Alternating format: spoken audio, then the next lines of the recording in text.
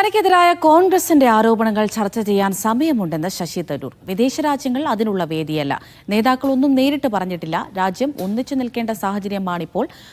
പ്രതിനിധി സംഘത്തെ സംബന്ധിച്ച് ഐക്യമാണ് ഏറ്റവും പ്രധാനമെന്നും തരൂർ പറയുന്നു.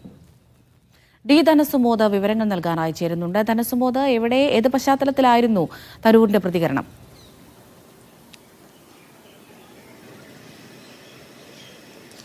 കോൺഗ്രസ് ഇന്ത്യ ഉയർത്തുന്ന എല്ലാ വാദങ്ങളെയും പൊളിച്ചുകൊണ്ടാണ് ഇപ്പോൾ ശശി തരൂർ പ്രതികരിച്ചുകൊണ്ടിരിക്കുന്നത്. കോൺഗ്രസ് നിരന്തരം ഉന്നയിച്ചുകൊണ്ടിരിക്കുന്നത് ഡൊണാൾഡ് ട്രംപ് വെടിനിർത്തലിന് വേണ്ടി ഇടപെട്ടോ, ഇക്കാര്യങ്ങൾ പ്രധാനമന്ത്രി നരേന്ദ്രമോദി സംസാരിക്കണം എന്നുള്ളൊരു കാര്യം തന്നെയാണ്. മാത്രമല്ല, പ്രത്യേക പാർലമെൻറ്റ് സമ്മേളനം വിളിച്ചുകൂട്ടി രാജ്യത്തോട് ഇക്കാര്യം പറയണം എന്ന് തന്നെയാണ് പറയുന്നത്. പക്ഷേ ശശി തരൂർ പറയുന്നത് ഇതൊക്കെ രാഷ്ട്രീയ ആരോപണ പ്രത്യാരോപണമാണ്, ഇത് രാഷ്ട്രീയത്തിൽ പതിവുള്ളതാണ് എന്നുള്ള കാര്യം അദ്ദേഹം ചൂണ്ടിക്കാണിച്ചു തന്നെയാണ് ഇപ്പോൾ പറയുന്നത്. ഇതിപ്പോൾ വിവാദത്തിലുള്ള സമയമല്ല.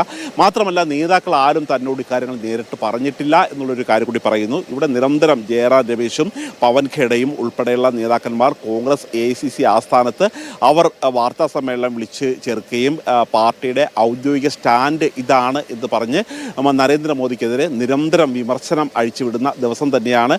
രാഹുൽ ഗാന്ധിയുടെ പോലും വാദങ്ങളെ തള്ളിക്കൊണ്ട് അവരുടെ എല്ലാ ആരോപണങ്ങളുടെയും കാറ്റ് ഊരി വിട്ടുകൊണ്ട് തന്നെയാണ് ഇപ്പോൾ ശശി തരൂർ വിദേശത്ത് പ്രതികരിച്ചിരിക്കുന്നത്. മാത്രമല്ല, ഇനി എന്തെങ്കിലും മറുപടി പറയാനുണ്ടെങ്കിൽ, ചർച്ചയാകണമെങ്കിൽ അതെല്ലാം നാട്ടിൽ വന്ന് ആകാം. പക്ഷേ ഇപ്പോൾ ഒരു ഒറ്റക്കെട്ടായി നിൽക്കേണ്ട ഒരു സമയമാണ് എന്ന് ചൂണ്ടിക്കാണിച്ചാണ് പ്രതിപക്ഷത്തിൻ്റെ എല്ലാ ആരോപണങ്ങളെയും തള്ളിക്കൊണ്ട് സർക്കാരിൻ്റെ എല്ലാ നടപടികൾക്കും പൂർണ്ണമായ പിന്തുണ ശശി തരൂർ നൽകുന്നത്. ധനസുമോദാണ് വിവരങ്ങൾ നൽകിയത്.